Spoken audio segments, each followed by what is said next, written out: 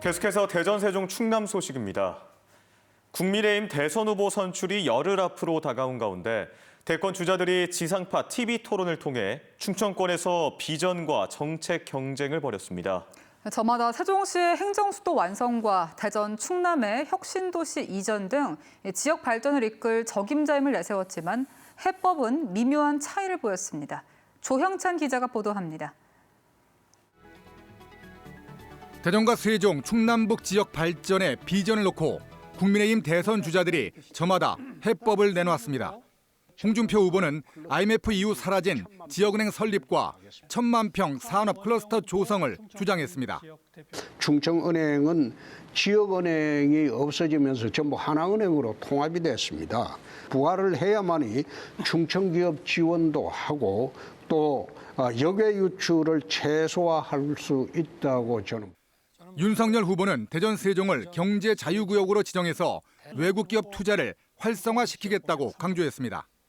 인접지에 있는 그 산업 단지에 경제 자유구역을 지정해서 외국 기업들이 충분히 유치돼서 이 지역의 발전을 유도할 수 있게. 원희룡 후보는 충청권 메가시티 조성과 충청권 첨단 산업벨트 조성을, 유승민 후보는 과학기술 투자를 확대해서 첨단 기술 분야에 일자리를 창출하겠다고 공약했습니다. 신수도권으로서 새롭게 종합적인 메가시티로서의 발전 비전을 세울 때라고 생각합니다. 이를 위해서는 세종 행정도시에 헌법 개정을 포함해서 여기에 국회라든지 청와대 등 정치와 행정의 기능을 다 획기적으로 모아줄 필요가 있다고 생각합니다. 대덕이 재창조될 때가 왔습니다.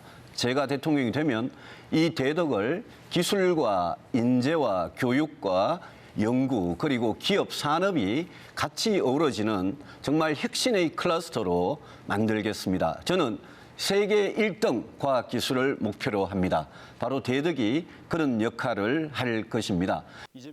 세종시의 행정수도 완성에 대해서는 네 후보 모두 국회의사당 이전 등에 앞장서겠다고 밝혔지만 해법에는 미묘한 차이를 보였습니다.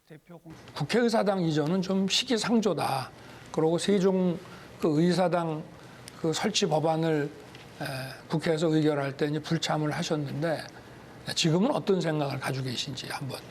총선에 이기면 그 바로 국회를 상하 야권제로 개헌을 해서 하원을 세종시에 두든지 상원을 세종시에 두든지 그때 전부 옮기는 게 맞지 않느냐.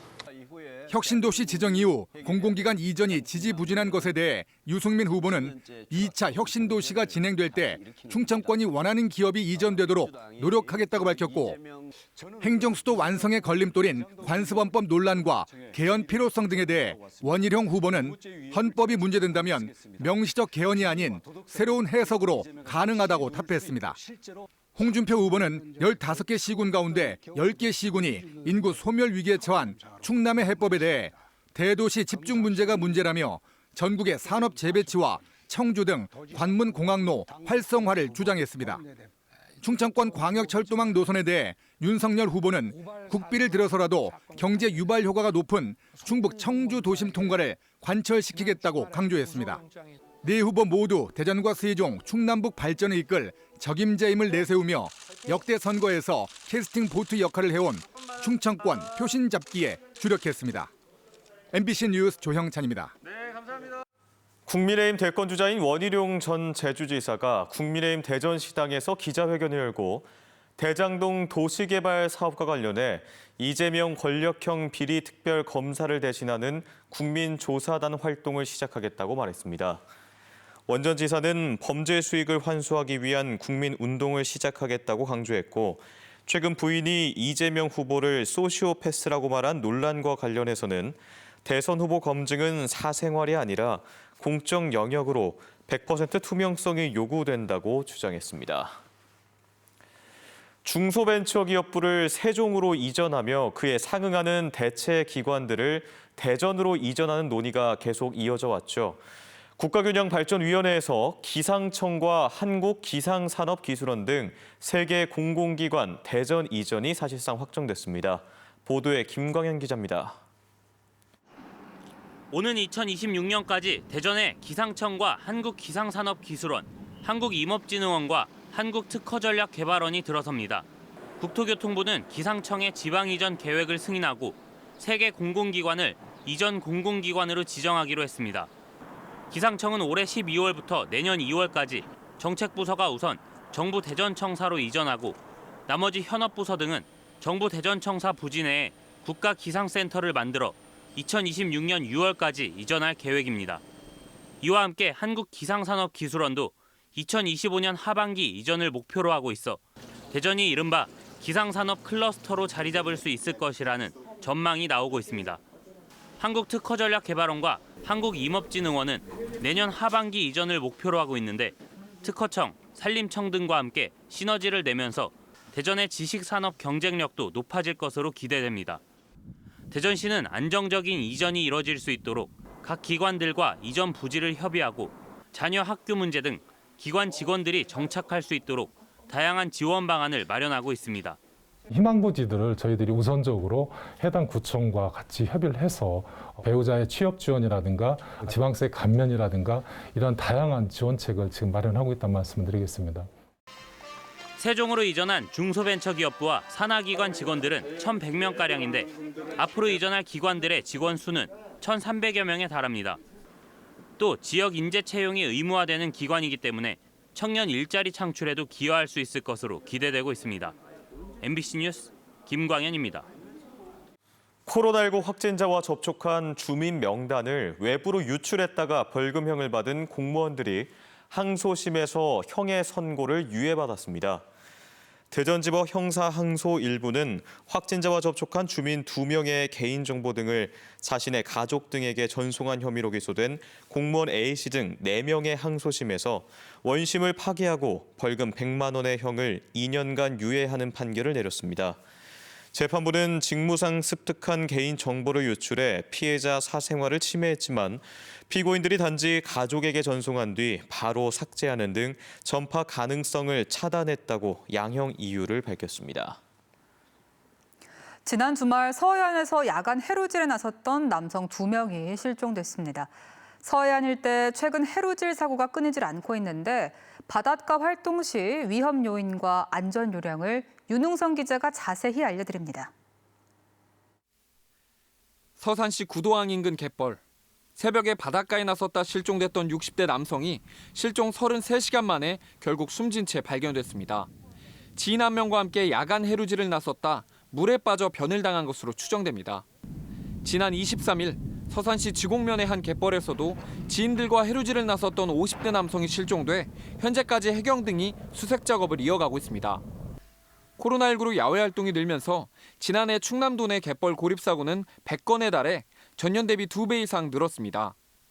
특히 밤에 어패류가 잘 잡힌다는 이유 등으로 야간 해루질에 나서는 사람들이 많은데 어두운 탓에 시야 확보가 쉽지 않아 순식간에 차오른 밀물에 고립되면서 사고로 이어질 가능성이 높습니다. 서해안 특성상 갯벌에 갯골이 많고 특히 물이 유입되는 경로가 앞뒤 좌우 등으로 급작스럽게 유입이 되기 때문에 또 새벽 시간대 바다 주변에 해무가 자욱하게 낄 경우 시야를 확보하기 어렵고 뻘에 다리가 깊게 빠지면 자력으로 탈출하기 어려운 점도 유의해야 합니다. 해경은 해루질을 할 때는 물때를 반드시 확인하고 여러 명이 체험 활동에 나설 것과 함께 구명조끼와 저체온을 막기 위한 보온 의류를 착용하는 등 안전사고에 각별히 주의해 줄 것을 당부했습니다. MBC 뉴스 윤웅성입니다. 봉오동 청산리 대첩의 영웅인 홍범도 장군의 유해가 고국으로 돌아와 안장된 이후 처음으로 열리는 순국 제78주기 추모식이 국립대전현충원에서 거행됐습니다. 추모식 이후에는 독립전쟁 청산리 대첩 전승 제101주년 기념식도 열렸으며 기념사업회는 이름도 없이 빛도 없이 쓰러져간 독립군 무명용사들과 함께 추모할 수 있는 공간을 만드는 데도 최선을 다하겠다고 밝혔습니다.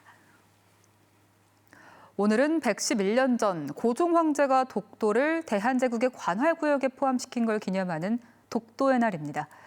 일본의 도발과 야욕이 끊이지 않는 가운데 충남 일선학교에서는 독도가 대한민국 땅이라는 사실을 일깨우는 다양한 활동이 이어졌습니다. 이승섭 기자입니다. 밀가루 반죽을 얇게 펴서 타르트 틀에 담습니다. 반죽에 호두와 계피향 침전물을 채우고 180도의 오븐에서 30분 동안 굽습니다. 마치 섬처럼 부푼 타르트에 독도의 날을 상징하는 초콜릿을 얹으면 먹음직한 독도 타르트가 완성됩니다. 자칫 역사에 생소할 수 있는 다문화 가정에도 독도 관련 책자들을 담아 독도가 우리 땅이라는 사실을 알립니다. 외국이나 다문화 가정분들은 잘 모르는 경우가 많잖아요. 그래서 저희가 이런 활동을 통해서 그런 분들한테 독도가 우리 땅이라는 걸 알릴 수 있는 기회가 있어서 갯제비쑥과 슴새, 땅 채송화, 독도에서 볼 수 있는 동식물과 여러 자연 현상으로 보드게임을 즐깁니다. 독도를 생각하며 글과 그림을 짓다 보면 학생들은 어느새 독도 지킴이가 되어 있습니다. 독도가 우리 땅인 이유와 독도를 다른 사람한테 더 알리고 싶기도 하고 한번 독도에 가보고 싶습니다. 독도를 비롯한 역사 교육으로 애국심과 영토 주권의식뿐 아니라 한반도를 둘러싼 평화의 중요성을 되새깁니다. 나라 사랑하는 마음, 또 이웃 국가에 대해서도 설린 관계를 유지하는 마음을 키워주기 위해서는 역사 교육은 대단히 중요하죠. 충남도 교육청은 아산과학교육원에 독도를 150분의 1로 축소한 모형과 독도의 자연경관, 해저 지형 등을 소개하는 독도 전시관을 이달 말 선보일 예정입니다. MBC 뉴스 이승섭입니다. 내년 3월 개교 예정인 대전 호수초등학교에 임시 교실이 설치될 예정인 가운데 교육청의 학생 수요 예측 실패에 대한 비판이 커지고 있습니다. 대전시 교육청은 갑천지구 친수 2구역에 내년 3월 들어설 호수초 학생 수요가 급증하면서 22억 원을 들여 14개 학급 규모의 이른바 모듈러 교사를 추가 설치하기로 했습니다. 교육청은 당초 초등 자녀 수요를 400여 명으로 예측했지만 분양 과정에서 특별 공급 비율이 급증하면서 최근 자녀 수 현황 조사 결과 학생 수요가 850여 명까지 치솟았습니다.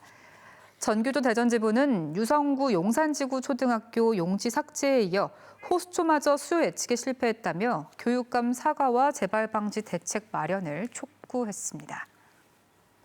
지금까지 대전, 세종, 충남 소식이었습니다. 여러분 고맙습니다.